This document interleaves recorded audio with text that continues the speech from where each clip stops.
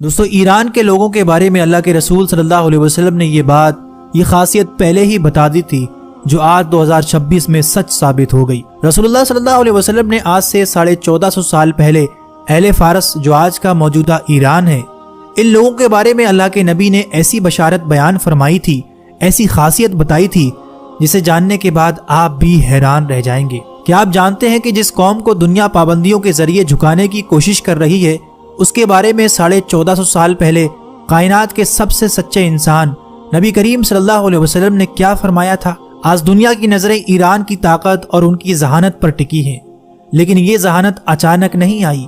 یہ وہ معجزاتی پیشن گوئی ہے جو صحابہ اکرام رضی اللہ تعالیٰ عنہ کے سامنے اس وقت کی گئی تھی جب فارس یعنی پرشیا ایک عظیم سلطنت تھی اور اسلام ابھی پھل پھول رہا تھا۔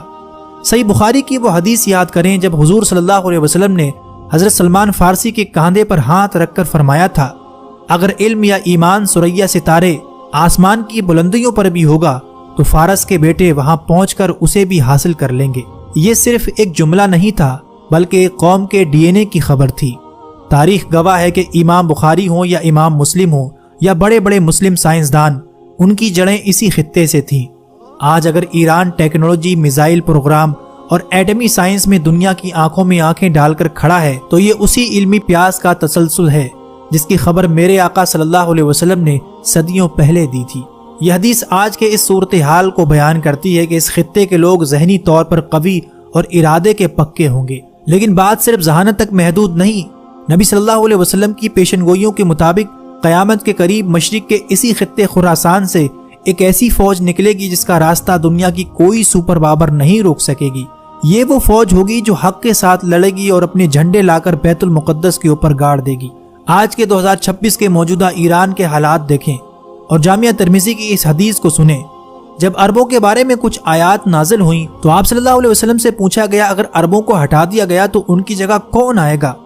آپ صلی اللہ علیہ وسلم نے حضرت سلمان فارسی کے کاندھوں پر ہاتھ مار کر فرمایا، یہ اور اس کی قوم۔ اور اس کے بعد آپ نے فرمایا کہ اگر علم ثریا ستارے پر بھی ہوتا تو اہل فارس میں سے کچھ لوگ وہاں پہنچ کر بھی اسے حاصل کر لیتے۔ مسند احمد کی ایک اور روایت میں آپ صلی اللہ علیہ وسلم نے فرمایا، قریب ہے کہ اللہ تعالیٰ تمہارے ہاتھوں کو عجم غیر عربوں سے بھر دے، پھر وہ عجمی ایسے شیر ہوں گے جو بھاگیں گے نہیں، وہ تمہارے دشمنوں کو قتل کریں گے اور فاتح بنیں گے۔ آج 2026 میں کیا آج ہم اپنی آنکھوں سے وہ منظر نہیں دیکھ رہے کہ تمام تر مخالفت کے باوجود یہ خطہ جھکنے کو تیار نہیں؟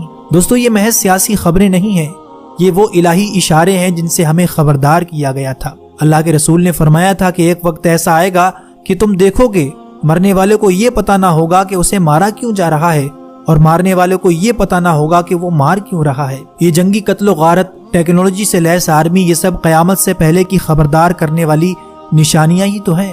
اللہ کے رسول نے اپنی امت کے ایک حصے کے بارے میں یہ بھی فرمایا تھا کہ میری امت کا ایک حصہ قیامت تک باطل سے لڑتا رہے گا اور ان کے مخالفین ان کا کچھ نہیں بگاڑ سکیں گے۔ کیا آج ہم اپنی آنکھوں سے وہ منظر نہیں دیکھ رہے؟ دوستو تاریخ کے اوراق پلٹ رہے ہیں اور نشانیاں ایک ایک کر کے ہماری آنکھوں کے سامنے حقیقت کا روپ لے رہی ہیں۔ یہ محض اتفاق نہیں بلکہ اس عظیم